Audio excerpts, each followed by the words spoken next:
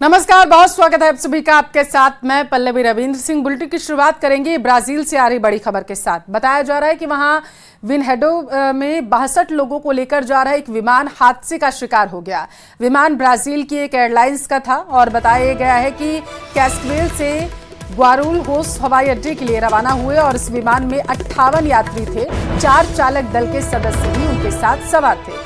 जानकारी है कि विमान में अचानक ही तकनीकी खराबी आ गई थी और इसकी वजह से अचानक एक कटी हुई पतंग की तरह हवा में गोता खाते हुए तेजी से जमीन की तरफ वो जो विमान था वो मुड़ा, एक रिहायशी इलाके में जाकर के गिर गया। तस्वीरें आप देख सकते हैं अपने टेलीविजन स्क्रीन पर। जिस तरीके से हादसा हुआ, ये अब तस्वीरें सोशल मीडिया पर वायरल हो रही है। इस विमान हादसे के बाद जमीन पर किसी को नुकसान हालांकि नहीं पहुंचा है। जानकारी है कि जिस घर पर यह गिरा उसमें कोई मौजूद नहीं था उस वक्त। इस बारे में जानकारी फिलहाल नहीं मिल पाई है कि विमान गिरने के बाद वहां पर कितना नुकसान हुआ, लेकिन हादसे के तुरंत बाद पुलिस और बचाव दल के कर्मचारी मौके के लिए रवाना हुए। प्लेन में लगी आग पर काबू बताया जा रहा है कि पा लिया गया है। बड़ी खबर आ रही है जम्मू कश्मीर के कठुआ में पुलिस ने 4 आतंकियों का एक स्केच जारी किया। साथ ही आतंकवादियों की जानकारी देने वाले को पुलिस ने 5 लाख का इनाम देने की घोषणा की है। जिन आतंकियों का स्केच पुलिस ने जारी किया उन्हें आखिरी बार कठुआ के मल्हार में देखा गया था।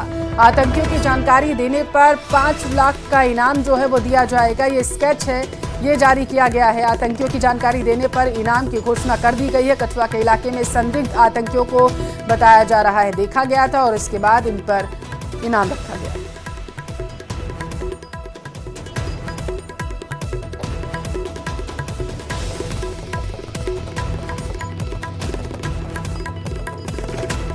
उधर स्वतंत्रता दिवस से पहले देश की सुरक्षा एजेंसियों ने आतंक के खिलाफ एक बड़ी कार्रवाई को अंजाम दिया। सबसे पहले पंजाब से बब्बर खालसा के आतंकी तरसेम संधू की गिरफ्तारी हुई। फिर सुरक्षा एजेंसियों ने बब्बर खालसा आतंकी संगठन को लेकर एक खुफिया अलर्ट भी जारी कर दिया।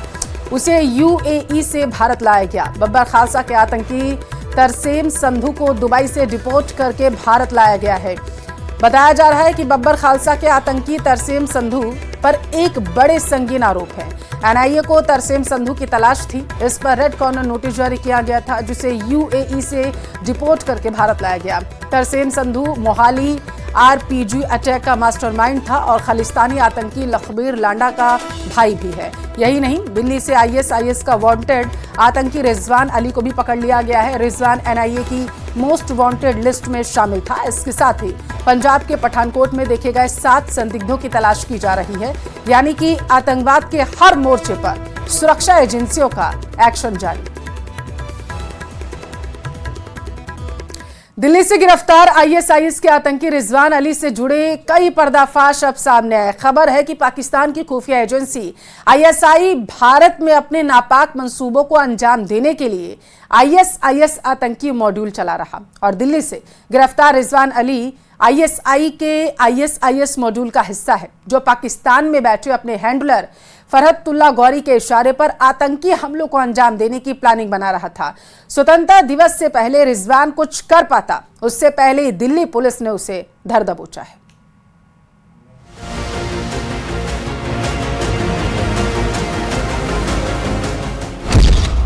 आईएसआईएस के मोस्ट वांटेड आतंकी की गिरफ्तारी पर पर्दाफाश। आईएसआई के आईएसआईएस मॉड्यूल का हिस्सा है आतंकी रिजवान अली। पाकिस्तान में मौजूद है आईएसआईएस आतंकी रिजवान का हैंडलर। स्वतंत्रता दिवस से पहले आईएसआईएस के मोस्ट वांटेड आतंकी की गिरफ्तारी को एक बड़ी कामयाबी माना जा रहा है। एनआईए की लिस्ट में मोस्ट वांटेड आतंकी रिजवान की गिरफ्तारी के बाद उससे जुड़े जो पर्दाफाश हुए वो हैरान करने वाले हैं। खुफिया एजेंसियों के हवाले से खबर है कि आतंकी रिजवान पाकिस्तान की आईएसआई के आईएसआईएस मॉड्यूल का हिस्सा है, जिसका हैंडलर पाकिस्तान में बैठा मोस्ट वांटेड आतंकी फरहतुल्ला गौरी है। यानी खुफिया एजेंसियों को चकमा देने के लिए पाकिस्तान की आईएसआई इस्लामिक स्टेट वाला मॉड्यूल चला रही है और इस मॉड्यूल को गुजरात के अक्षरधाम हमले का मास्टरमाइंड फरहतुल्ला गौरी चला रहा है। इसका संबंध आतंकी संगठन आईएसआईएस के साथ में बताया जा रहा है और खास तौर पर आईएसआईएस के जो पूरा मॉड्यूल है उस मॉड्यूल से इसका कनेक्शन जो है वो जुड़ता हुआ नजर आ रहा है। तो इस मामले में जिस तरह से 15 अगस्त के ठीक पहले इस आतंकी को गिरफ्तार किया गया है और इस आतंकी से संबंधित तमाम इन्वेस्टिगेशन की जो प्रक्रिया है उसको आगे बढ़ाया जा रहा है। तो एक तरह से कह सकते हैं कि दिल्ली पुलिस के लिए निश्चित तौर पर बहुत बड़ी कामयाबी है। फरहतुल्लाह गोरी भारत सरकार से घोषित आतंकी है जो भारत से फरार होकर पाकिस्तान में छिपा है। जानकारी के मुताबिक पुणे ISIS मॉड्यूल के पीछे फरहतुल्लाह गोरी ही है। दिल्ली से गिरफ्तार आतंकी रिजवान अली करीब 1 साल से फरार चल रहा था। NIA ने उसके ऊपर 3 लाख रुपए का इनाम रखा था। दरअसल 2023 में टेरर एंगल की जांच करते हुए जांच एजेंसियों को यूपी, उत्तराखंड, झारखंड और महाराष्ट्र में ISIS नेटवर्क की लीड्स मिली थी और जुलाई 2023 में ISIS के 2 आतंकी इमरान खान और यूनुस सकी को महाराष्ट्र पुलिस ने पुणे से गिरफ्तार किया था। उस दौरान इनके साथी शाहनवाज आलम उर्फ अब्दुल्ला और रिजवान अली फरार होने में कामयाब हो गए थे। इसके बाद पुणे पुलिस का केस केंद्रीय एजेंसी NIA को ट्रांसफर कर दिया गया। फिर NIA ने फरार आतंकी शाहनवाज आलम और रिजवान अली पर 3 लाख रुपए का इनाम घोषित किया और तलाश शुरू की। 2 अक्टूबर 2023 को शाहनवाज आलम को दिल्ली पुलिस की स्पेशल सेल ने दिल्ली के जैतपुर इलाके से गिरफ्तार किया था और अब दूसरे आतंकी रिजवान अली की गिरफ्तारी हुई। ISIS आतंकी रिजवान के पास से हथियार भी दिल्ली पुलिस को मिले हैं। पुलिस सूत्रों के मुताबिक रिजवान अली सोशल मीडिया के माध्यम से ISIS की आइडियोलॉजी से जुड़ा हुआ था और वो 2017 से इसमें शामिल था। 2017 में ही इसकी मुलाकात गिरफ्तार हो चुके आतंकी शाहनवाज से हुई थी जो झारखंड का रहने वाला है और इसका रिश्तेदार भी है। पुलिस के मुताबिक शाहनवाज और रिजवान पैसों के लिए अपराध की दुनिया में शामिल हुए और दोनों सोशल मीडिया के जरिए ISIS के हैंडलर के संपर्क में आए। इसके बाद दोनों आतंकी हमलों की प्लानिंग में जुट गए थे। अब आतंकी गिरफ्तार हो चुके हैं। पुलिस इनसे जानने की कोशिश कर रही है कि क्या 15 अगस्त से पहले ये दिल्ली में कोई आतंकी हमले की फिराक में तो नहीं थे। बिहार के गोपालगंज में दुनिया के दूसरे सबसे महंगे रेडियो एक्टिव कैलिफोर्नियम में मिलने से हड़कंप मच गया। बिहार पुलिस ने बलथरी चेकपोस्ट पर तस्करों से 50 ग्राम कैलिफोर्नियम बरामद किया। बरामद रेडियो एक्टिव की कीमत तकरीबन 850 करोड़ रुपए बताई जा रही है। बरामद कैलिफोर्नियम प्रतिबंधित रेडियो एक्टिव पदार्थ है। भारत में आम आदमी इसको खरीद या बेच नहीं सकता। इसका इस्तेमाल न्यूक्लियर वेपन्स, न्यूक्लियर प्लांट से बिजली उत्पादन, पोर्टेबल मेटल डिटेक्टर बनाने में होता है। साथ ही ब्रेन कैंसर जैसी गंभीर बीमारी के इलाज में भी इसका इस्तेमाल किया जाता है। फिलहाल पुलिस गिरफ्तार तीनों तस्करों से पूछताछ करने में जुटी हुई है कि कैसे अमेरिका से इसे भारत लाया गया और इसका इस्तेमाल कहां किया जाना था।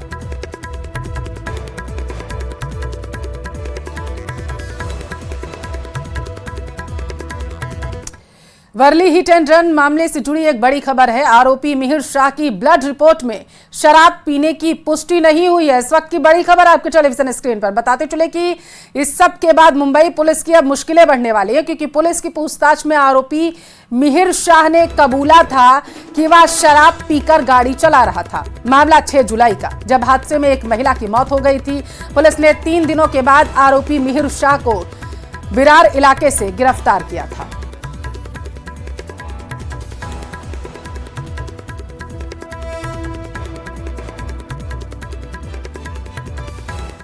कैंसर के मामले लगातार बढ़ रहे हैं। युवाओं में भी कैंसर तेजी से अब फैल रहा, जिसकी समय पर रोकथाम बेहद जरूरी है। लोगों में 17 तरह के कैंसर आम हैं। कैंसर से बचाव के लिए डॉक्टरों का क्या कहना है, रिपोर्ट में देखते हैं।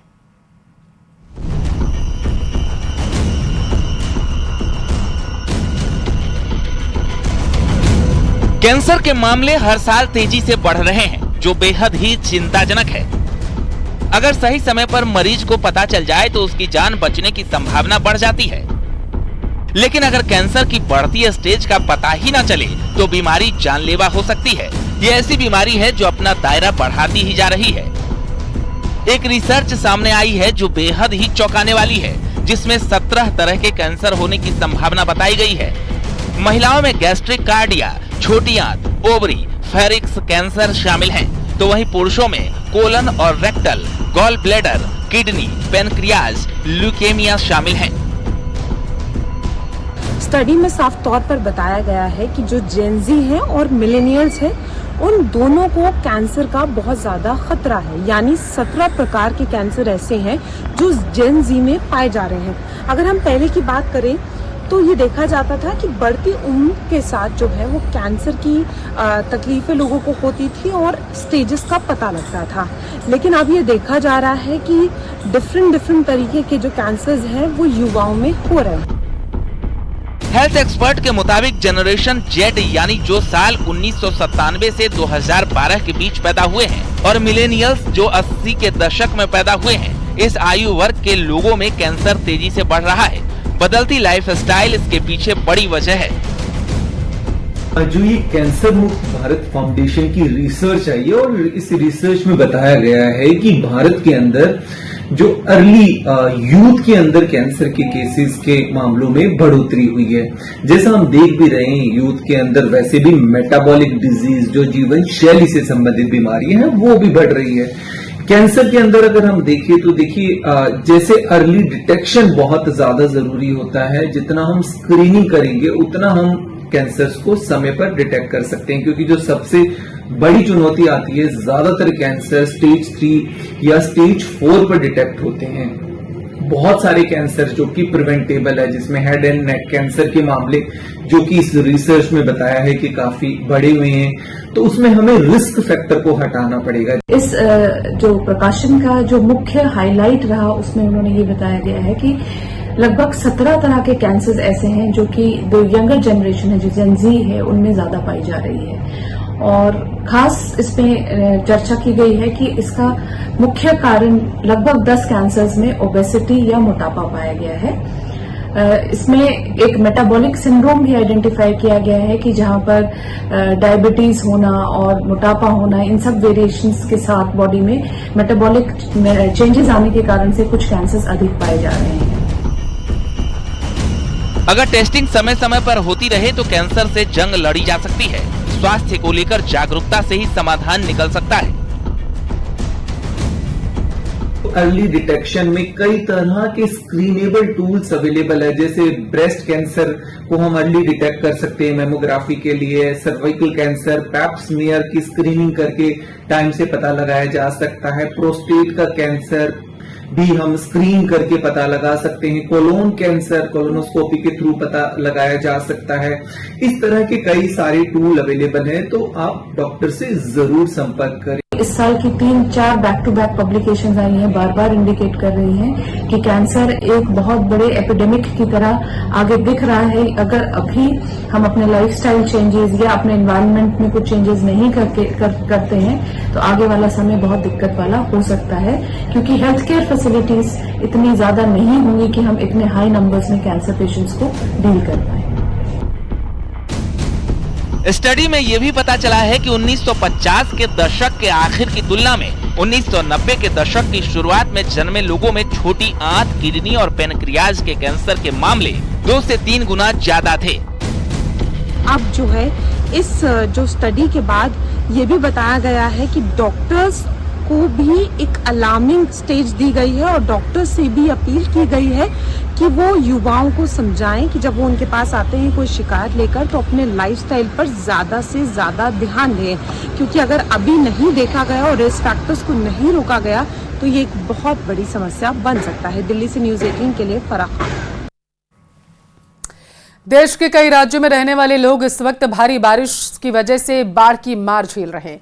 दिल्ली, उत्तर प्रदेश, उत्तराखंड समेत कई राज्यों से डराने वाली तस्वीरें सामने आई। 4 तस्वीरें आपके टेलीविजन स्क्रीन पर हैं, आप देख सकते हैं। दिल्ली में तो कुछ ही घंटों की बारिश में कई इलाकों में पानी इकट्ठा हो गया, जबकि उत्तराखंड के अल्मोड़ा में बरसाती नाले की चपेट में एक गाड़ी आ गई। वहीं उत्तराखंड के ही चंपावत में भी एक बरसाती नाले की चपेट में एक वाहन आ गया, जबकि बलिया में भारी बारिश और बाढ़ से की वजह से हालात जो है बद से बदतर हो रहे हैं।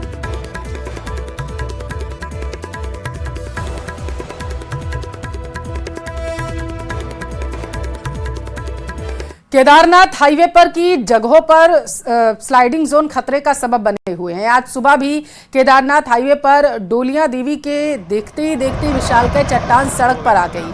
गनीमत रही कि उस दौरान कोई गाड़ी या लोग नीचे नहीं थे, वरना बड़ा हादसा हो सकता था। आपको बता दें कि इस जगह पर पिछले कई महीने से इस तरह भूस्खलन हो रहा है और हर रोज लोगों को जान जोखिम में डालकर आवाजाही करनी पड़ रही है।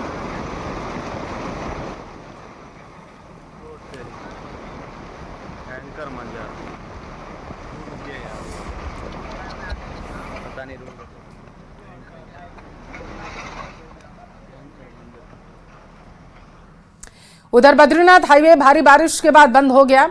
हाईवे गोचर, कमेडा, छिनका के पास मार्ग पर मलबा जो है वो आ चुका है, जिसकी वजह से रास्ता बंद हो चुका है। सड़क बंद होने से गाड़ियों की लंबी लाइन लग चुकी है, जिसकी वजह से बद्रीनाथ धाम और हेमकुंड जाने वाले यात्री रास्ते में फंस चुके हैं। तो वहीं ऋषिकेश और हरिद्वार जाने वाली यात्री भी सुबह से ही फंसे हुए हैं। हालांकि मौके पर मशीन लगाकर हाईवे खोलने का काम किया जा रहा। जानकारी यह है कि दोपहर तक सभी जगह पर हाईवे खोल दिए जाएंगे।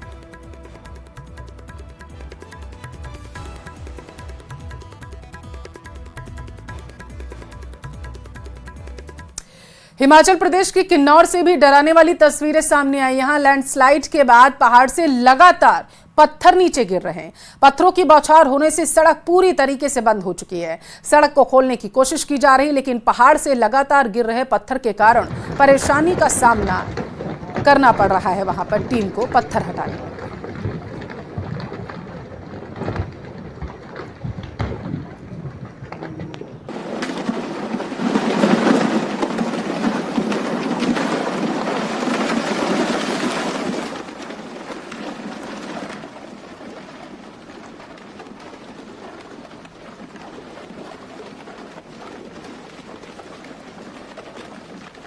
और वायनाड का जायजा लेने के लिए, स्थितियों को परखने के लिए वहां पर पीएम मोदी पहुंचे हुए हैं। सीधी तस्वीरें आपके टेलीविजन स्क्रीन पर बताते चले कि वायनाड में भारी बारिश की वजह से भूस्खलन हुआ, जिसकी वजह से कई लोगों ने अपनी जान गंवा दी है। रेस्क्यू ऑपरेशन लगातार जारी है और आज वायनाड के दौरे पर प्रधानमंत्री नरेंद्र मोदी हैं और यही वजह है कि वहाँ पर वो स्थितियों का जायजा लेते हुए नजर आ रहे हैं। कितना नुकसान हुआ है, किस तरीके से रेस्क्यू ऑपरेशन चलाया जा रहा है और सुरक्षा के लिहाज से वहाँ क्या क्या इंतज़ाम किए गए हैं, इन्हीं स्थितियों का जायजा लेते हुए पीएम मोदी नज़र आ रहे हैं। हेलीकॉप्टर के ज़रिए आप देख सकते हैं कि इलाके का सर्वेक्षण जो है वो पीएम मोदी की तरफ से किया जा रहा है। जानकारी ये है कि वायनाड में पीएम मोदी का ये हवाई सर्वे आप देख पा रहे हैं टेलीविज़न स्क्रीन पर अपने। लैंडस्लाइड की वजह से वहाँ कई लोगों ने अपनी जान गंवा दी थी और रेस्क्यू ऑपरेशन अभी भी जारी है। इसके पहले बताते चले कि राहुल गांधी भी गए थे वहाँ स्थितियों का जायज़ा लेने के लिए और वहाँ पर किस तरीके से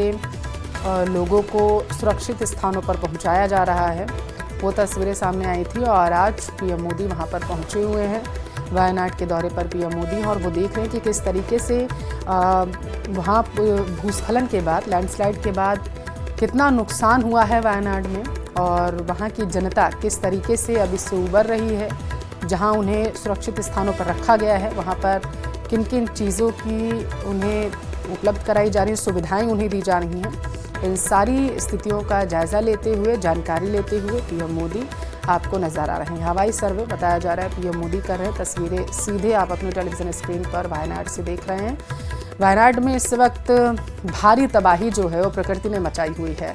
भारी बारिश की वजह से भूस्खलन हुआ, जिसके कारण ज़मीन खिसकने की वजह से कई लोगों ने अपनी जान गंवाई और कई लोग अभी भी लापता है। रेस्क्यू ऑपरेशन लगातार वायनाड में जारी है। भारी बारिश की वजह से लोगों को काफ़ी परेशानी का सामना करना पड़ रहा है। बताया जा रहा है कि प्रकृति ने विकराल रूप अपना वायनाड में दिखाया है और सबसे ज़्यादा जो तबाही का मंजर है वो वायनाड से ही देखने को मिला है।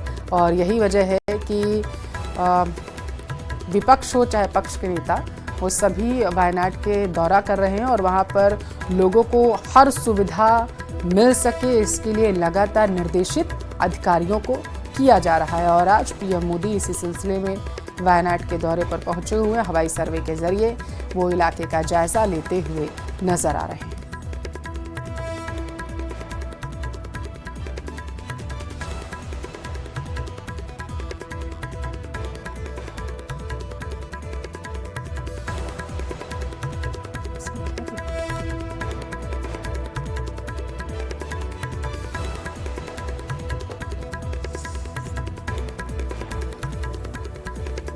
तो पीएम मोदी वायनाड पहुंचे हुए हैं और उनके साथ बताते चलें कि केरल के मुख्यमंत्री भी इस वक्त मौजूद हैं। जिस विमान में पीएम मोदी मौजूद हैं उस विमान में केरल के मुख्यमंत्री को भी आप साफ तौर पर देख पा रहे हैं। लैंडस्लाइड वाले इलाकों का जायज़ा लेते हुए पीएम मोदी नज़र आ रहे हैं और वहाँ पर जो अधिकारी हैं वो पीएम मोदी को हर एक जानकारी दे रहे हैं कि किस तरीके से वहाँ पर सुरक्षा के लिहाज से इंतज़ाम जो हैं वो कराए जा रहे हैं। और पीएम मोदी हवाई सर्वे तो कर ही रहे हैं, साथ ही साथ जानकारी भी लेते जा रहे हैं कि वहाँ पर कितना नुकसान जो है वो हुआ है लोगों को और कितने लोगों ने अपने घर गंवा दिए हैं और जिसकी वजह से जहाँ पर भूस्खलन हुआ वहाँ से उन्हें सुरक्षित स्थानों पर पहुँचाया गया, उनको अपना घर छोड़ के जाना पड़ा। तो कितना नुकसान लोगों को हुआ है उसका भी जायज़ा पीएम मोदी लेते हुए नजर आ रहे हैं। हवाई सर्वे इस वक्त पीएम मोदी वायनाड में कर रहे हैं। तस्वीरें आप देख सकते हैं आपके टेलीविज़न स्क्रीन पर, हम सीधे पहुँचा रहे हैं।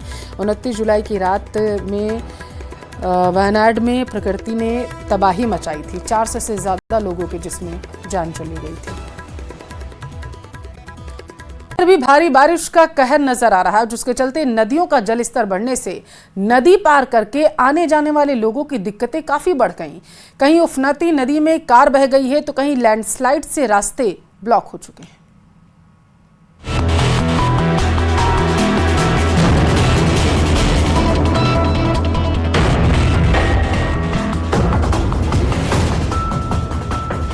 चंपावत के टनकपुर में बड़ा हादसा हो गया, जहां किरोड़ा नाले में एक बुलेरो कार पानी के तेज बहाव में बह गई। हादसे में एक महिला की मौत हो गई, जबकि 2 लोग अभी भी लापता हैं, जिनकी तलाश जारी है।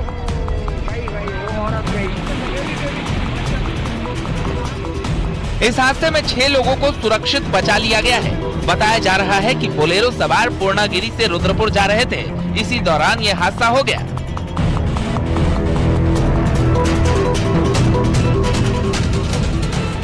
कोटद्वार से सटे यूपी के बगनाला, शाहजहांपुर, प्रेमनगर समेत कई गांवों के किसान इन दिनों जान जोखिम में डालकर कोटद्वार पहुंच रहे हैं।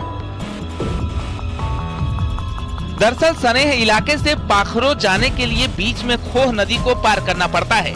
पाखरो से सटे बॉर्डर एरिया में रहने वाले किसानों के लिए कोटद्वार की सब्जी मंडी ही सबसे नजदीक का बाजार है, जहां वो अपनी सब्जियां बेच सकते हैं। लेकिन खोह नदी के उफान पर आने के चलते किसान अपनी जान हथेली में रखकर उफनती नदी को पार कर उत्तराखंड में सब्जियां लाते हैं। खेतों में अपनी मेहनत बर्बाद न हो, इसके लिए सिर पर सब्जियों की गठरी रखकर उफनती नदी को पार कर किसान कोटद्वार पहुंचते हैं, जिससे कभी भी बड़ा हादसा हो सकता है।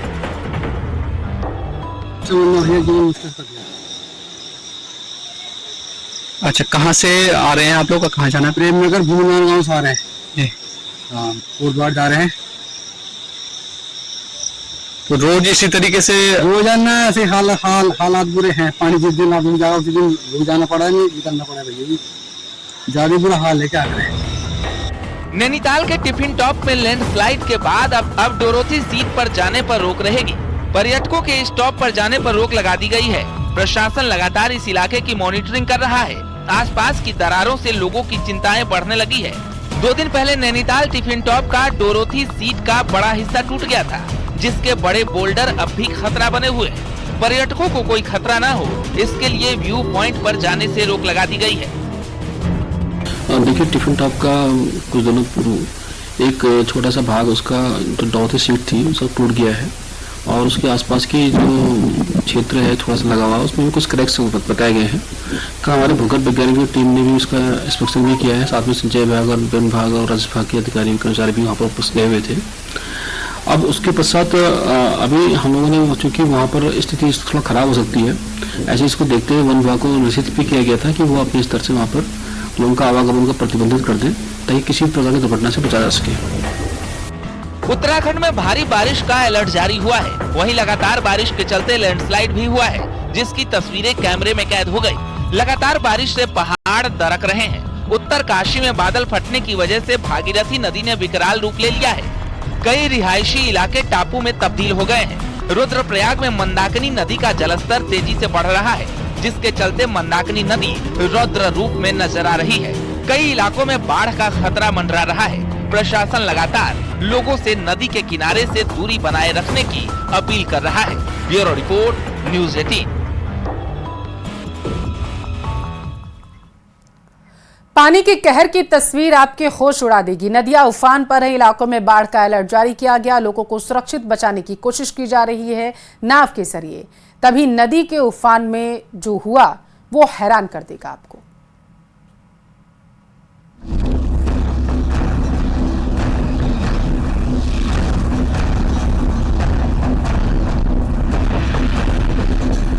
रात के अंधेरे में जल प्रहार की लाइव तस्वीरें, जब मुश्किल में फंसी जान और दिन के उजाले में भी पानी का कहर। तस्वीर रीवा और खंडवा की है, लेकिन सबसे पहले खंडवा की तस्वीर। देखते ही देखते नाव नदी में डूब जाती है। एक बार फिर देखिए, खंडवा के ओंकारेश्वर में नर्मदा नदी में ये नाव डूब गई। नाव में सवार नाविक ने तैरकर जान बचाई। आदि गुरु शंकराचार्य की प्रतिमा की तरफ जाने वाले रपटे के पास हादसा हुआ। दरअसल नर्मदा नदी उफान पर है। इंदिरा सागर बांध और ओंकारेश्वर बांध के गेट खोले जाने की वजह से नर्मदा नदी में उफान आ चुका है। बाढ़ के मद्देनजर सुरक्षित स्थान पर लगाने के लिए ले जा रही थी नाव, और लेकिन तूफान आया और नाव डूब गई। खंडवा के बाद रीवा में भी ट्रक ड्राइवर की जान मुश्किल में फंस गई। रीवा का सिलपुरा पुल के नीचे पानी में ट्रक डूब गया। जान बचाने ट्रक की छत पर ड्राइवर और खलासी चढ़ा। दरअसल रात में तेज बारिश के चलते पुल के नीचे पानी भर गया था। ट्रक डूबा, उसके बाद शुरू हुआ रेस्क्यू ऑपरेशन। ट्रक ही नहीं बल्कि बोलेरो गाड़ी में पानी में फंस गई। पुल में जलभराव से ये हालात बने। 4 जिंदगी करीब 2 घंटे तक ट्रक के ऊपर फंसी रही। एसडीआरएफ की टीम पहुंची, तब इन लोगों का रेस्क्यू किया गया, सुरक्षित बाहर निकाला गया। अब तीसरी नंबर की तस्वीर जबलपुर की। जबलपुर में गौर नदी के कटिया घाट में नहाने गई महिला पानी के तेज बहाव में बह गई। बताया जा रहा है कि नहाने के दौरान महिला का पैर फिसला और वो तेज बहाव में बह गई। सूचना के बाद एसडीआरएफ और होमगार्ड सैनिक महिला की तलाश में जुटे। Bureau report, news 18 Madhya Pradesh Chhattisgarh. और यहाँ रुकेंगे एक ब्रेक के लिए। ब्रेक के उस पार आप देखिए मारो राजस्थान।